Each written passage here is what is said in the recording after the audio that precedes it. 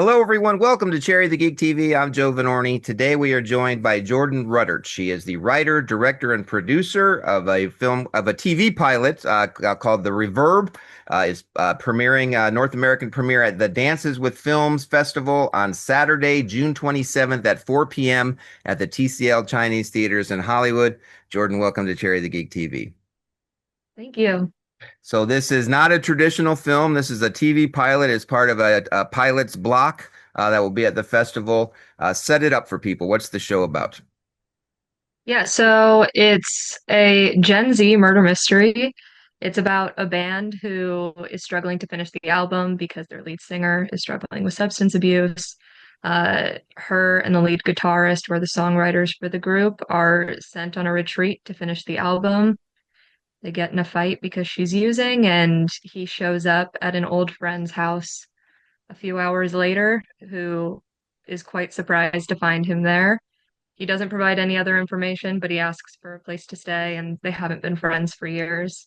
And she kind of reluctantly lets him in, only to find out the next morning that the lead singer of his band, the very person he was with the night before, was found dead in a lake. And she basically has to decide, do I trust you? And do I want to help you? Because at one point I loved and cared about you. Or is it my responsibility to seek out justice for this girl who I don't know, but died? I've read that you mentioned that after graduating NYU, you deep dove into teaching yourself the structure of screenwriting. What was Yeah. the initial spark or personal experience that made you say, I have to write this specific story, The Reverb?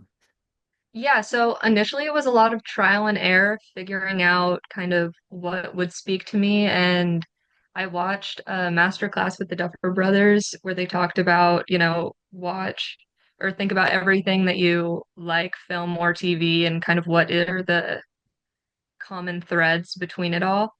And one thing that I really love in stories are stories about family or found family through friendships. And I feel like a lot of shows today don't necessarily speak to my generation or use accurate lingo and in a way that I feel reflects the conversations I have with my friends. And so I really wanted to write something about that. And the centerpiece of the show, while it's a murder mystery, yes, and that's kind of the engine for the show, it really is about these two characters, Cassie and Aaron, who are coming together and trying to figure out their relationship. And that's kind of loosely based off of my brother and sister's relationship.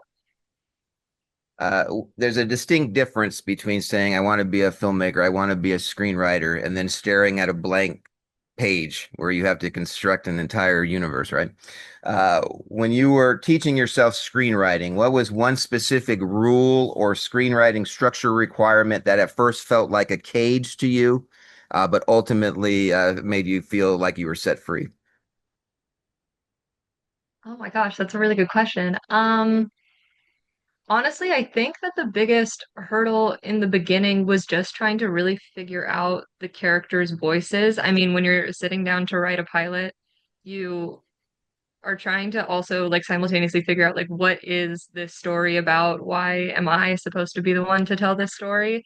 And so kind of honing in on uh again, the relationship between Cassie and Aaron, which is in a lot of ways loosely based off of my brother and sister's relationship. Once I kind of figured that out, that helped unlock like the rest of the series, and then the other characters became kind of natural to me. But it's just like the initial hunch of, okay, why does this story need to be told? And then how do I get there to set it up for the next thing? Because it's easy to write one episode, but then you got to set it up for an entire season.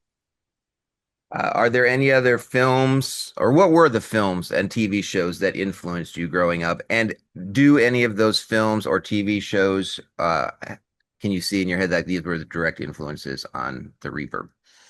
Yeah, so some of the shows that I think one thing that I think our generation likes a lot, which you see in The Summer I Turned Pretty or in Off Campus Now, is which is a big hit, is the soundtrack.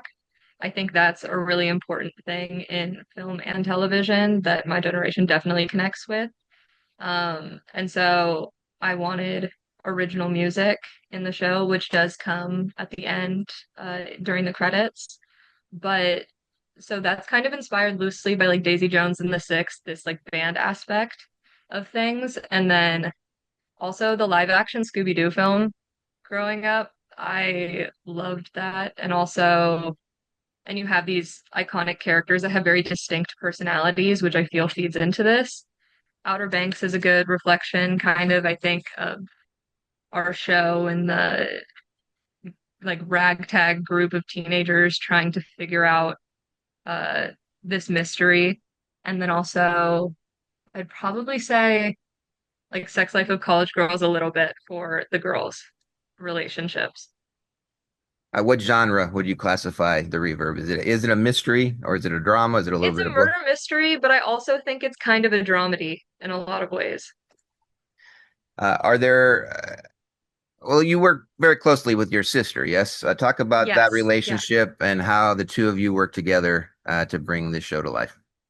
Yeah, so my sister was also my co-creator. Her and I talked a lot about the idea of the show and its conception. And then she's in the military now, in the army. And so I kind of took it upon myself to start really going ahead and writing the show. And I would have her like look over every scene and she would kind of give me her 2 cents. She has a lot of quick wit. And so she would kind of give me one-liners here and there to kind of add into the script. And then she had a break after graduating from UCLA and she came to live with me in New York. And that's when we decided to film it. And she was kind of my like second in command the whole time. My co-director, co-executive producer. She was setting up my apartment while I was at work for the shoot, and just like overall my best friend. I kind of can't even imagine like doing it without her. She was just so incredible, and it wouldn't have happened with like 2 months pre-production and a 6-day film schedule if she was not there helping and listening to me crash out every once in a while and saying like, it's okay, we got it, I'll do this. And because, when you're like a captain of a ship, you can't let anyone see you falter. And you don't know if when you ask somebody else to do something, if they'll do it at the level that you expect. And then you don't want to get mad or react in a way that then shuts people down. And I know that she can handle my madness. So she could be that person for me, which was such like a lifesaver in the experience. What would you say is the biggest obstacle you had to overcome in getting this made? What was the biggest challenge during production? And on the opposite end of the spectrum, maybe what was something you dreaded a day or a scene or a moment that you dreaded going into at the beginning of the day, and it ended up being a pleasant surprise, like, oh, this worked out better than I expected. Yeah, I think that the biggest challenge, the the scene where the two teens discover the dead body, um, we originally they were supposed to jump in a lake and find the body in water, but we got there, and yes, it was Jersey in January, so that was naive on my part, but the lake was completely frozen. So I had to rewrite the scene in 15 minutes, and the actors had to adapt, and then we filmed it. And then we stayed the night at that lake house, and the next morning we woke up and there was feet of snow outside, and we were supposed to the snow scene, which you see in the show, which is honestly my favorite scene in the whole pilot. But that was originally supposed to take place on a tennis court, and I woke up and saw a feet of snow, and I said, "Nope, that's certainly not gonna happen." So we're gonna adapt. We're gonna have it on this like porch swing outside and make it this intimate moment between the two of them. And I rewrote that morning, and the actors again adapted. So that whole weekend was a little stressful, but I just thought, okay, how can I take this as an opportunity to make it better than I had originally saw it on the page? Casting is very important on something like Yes. this. Talk about your cast. What was it like as a young director directing people of similar age? Did you find that it made it easier as a director that they were all of similar age? Well, I think chemistry was incredibly important in the project. I really wanted the girls to feel like they had known each other for a very long time, and I also wanted Aaron and Cassie's relationship to feel incredibly familiar. The band could be a little bit disoriented at times because they are chaotic, but the girls and our lead actress, Mary Blake, who plays Cassie, and then Matthew Ashton, who plays Aaron, they met over Zoom because he's based in London. And so they met constantly. And the girls came out with me and we did like bar nights or whatever to kind of build that chemistry early on and also get photos for the apartment and stuff to make it seem like they had been friends for a while. Um, Mary, when I saw her audition tape, her eyes just told such an important story in the monologue that she was auditioning with that I just knew instantly that she was our Cassie. Rory was probably the most complex character to cast because I gave her a monologue about a tortoise who commits suicide, which so many people could play very dumb with no context to the show. And she played it in kind of an endearing way that just felt like this is who I am, and which makes her more, uh, I guess, lovable in a lot of ways. Sasha, she was written originally very different, and then upon meeting her, Naya, she what we were talking about like cross streets in a bar or something, and she's grown up in New York, and she was like, "You can't just tell people you're cross street. Like, are you trying to get killed?" And that I went home and I like rewrote her whole part to kind of do it based off of her skepticism, which then just kind of like leaned into the whole thing. So yeah, the casting of it, the group just worked so well together, and I think I tried to set the precedent from the beginning, like, hey, this is gonna be great. I have no idea what I'm doing, but I promise I'm not going to waste your time, and this is going to make it. And I don't know if it will, but you have to just, I think if you encourage everyone in that sense, then they all feel this shared sense of importance and urgency to a project. And they all came with like the utmost professionalism. Nobody complained. People would stay till they would be cut halfway through the day, and they would stay till the end of the day just to like watch the scenes. And I think that speaks a lot to the characters of the actors and also like the camaraderie on set, which I think shows up on screen.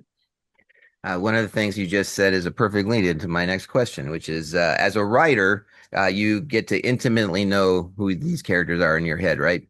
But as a director, you get on set, the actors always bring something unexpected. They bring their own thing to the characters that weren't necessarily in your head originally.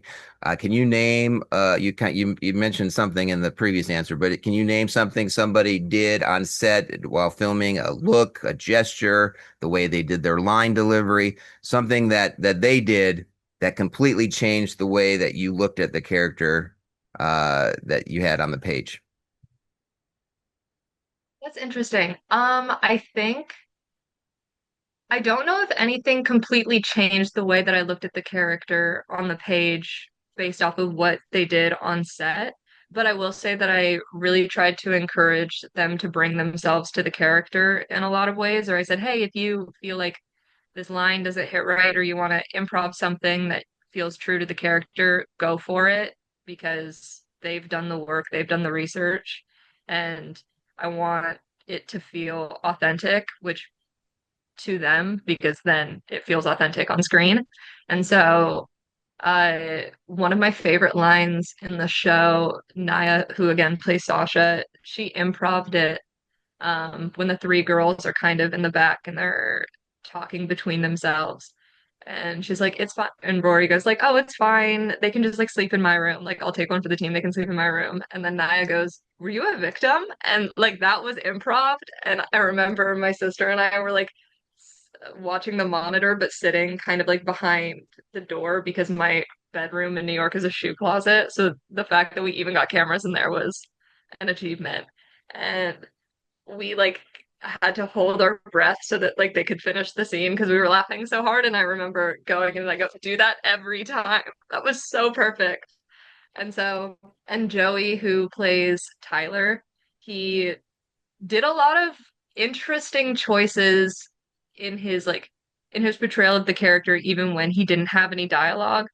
Like in the beginning, he uses the drumsticks and he's kind of like zoned out and doing these funny motions and stuff that just make you fall in love with the character even more and shows you even more about their personality in how they're taking up the space in the in-between moments when they don't think anybody is watching. So I think that just added to a lot of characterization, and those choices weren't scripted. So the Reverb is having its North American premiere at the Dances with Films Festival in Hollywood on June 27th. What is that like for you as a person who made this show?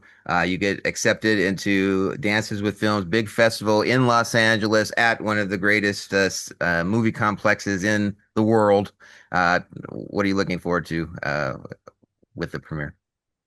Honestly, it's all just like icing on a cake at this point. You know, you make something and you're really not sure if anyone's going to see it or how it's going to be received. But it was just like a group of young artists who came together to make something. And so the fact that it's getting acknowledged in this way at this big festival, I really could not be more excited and proud of like the group of people that put it together. So it's a pilot. What's the long term in your head? What was the long term goal for the show? How many episodes do you have planned in Yeah, your so head? I see it, I've always kind of seen it as a limited series of 10 episodes, and throughout the episodes, there's kind of a series of flashbacks that happen with Skye. So you see each of the potential suspects or like the band members' relationships with her that kind of deepen your understanding of what would make her a target in a lot of ways. And then also, a lot of people have asked me, like, why didn't you turn it into like a short or like a short film or whatnot? And I think that because the characters are so distinct, uh, having a limited series, it gives you more opportunities as a writer to really do a deep dive into all these characters' stories and highlight them a little bit more. And so, yeah, a 10 episode limited series. I have 3 episodes written right now, as well as a full pitch deck. So, if an opportunity presents itself, I'd kind of be on cloud nine. So now that you've got this first episode under your belt, what advice would you give to other young screenwriters or directors who are looking to break into the business? What did you learn about yourself and the process from doing this pilot? What advice would you give them? I'd say, I mean, not to quote Nike, but kind of just do it. I mean, there's always going to be a reason why you shouldn't try something. And the money wasn't all there when we decided to do it, and I had already casted it, and I worked extra shifts. I found like other avenues for funding. And so I think if you just start the process and over communicate and constantly uh, and set a goal and a deadline for yourself, I think that people are capable of doing anything if they're willing to work hard enough to make it happen. And so don't let the hurdle of starting stop you from trying. What do you hope audiences take away with them when they leave the theater after watching? I hope that they want to hold their friends a little bit closer and that they see a reflection of themselves in the characters. I really think that it's kind of a motley crew of very different personalities coming together to try and work through uh, hardship and tragedy and figure out what happened to this girl. And so I do think it's a story of friendship and coming together. And yeah, that's what I hope that they get from it. So if people aren't able to make the premiere at Dances with Films, or they're watching this interview later on YouTube after the festival's happened, is there a website or social media that people can go to find out more information about the Reverb, find out about future episodes, find out about where the film would be streaming if it ends up streaming somewhere? Where can they find out more info? Yeah, so we have an Instagram and TikTok account at the Reverb NYC, and then you can find more information on our website, pinkcollarproductions.net. And if you go to the projects page, you'll see the Reverb. And if, through the festival circuit, if we don't see anything happening with it, which very real possibility. We're going to put it on YouTube and see if it can get some sort of following. Awesome. Well, it's called The Reverb, having its North American premiere at Dances with Film Saturday, June 27th, 4 p.m.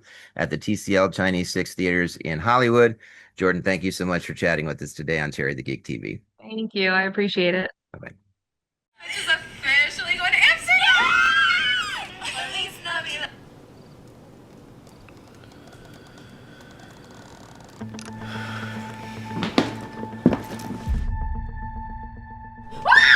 Aaron Blake! It's good to see you, Cass. You two know each other? We're best friends. You haven't wanted to see me for the last 5 years, so why is today the day? I want to talk. We need to discuss him staying here. I have described highly detailed dreams about that man with you. Never thought to say anything? Were you two together? Oh, no. Oh my god, no. He's not a bad guy. He's just a dick. Cassie. Skye Thomas is dead. Who's that? Aaron's guy from the band, she's dead. The police are investigating it as a homicide. Okay, calm down, Olivia Benson. Dude, people know you were with Skye last night.